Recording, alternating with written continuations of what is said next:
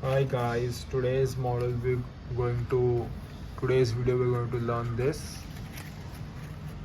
This is a 24 division triangular grid on a hexagon. Once you can also make this on 32 or 16.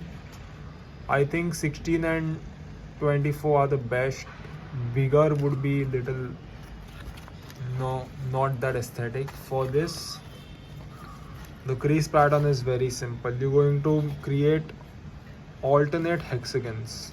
Okay, one hexagon facing the top, one facing the bottom. So this facing you, and just at a distance of 1 unit at the back you have another set of hexagons, and then again at the back you have another set of hexagons, and again till the end of the paper. When you do this, this is the front. So one, then on both sides 1 2, then on both sides 1 2, and on both sides 1 2, and finally on both sides 1 2.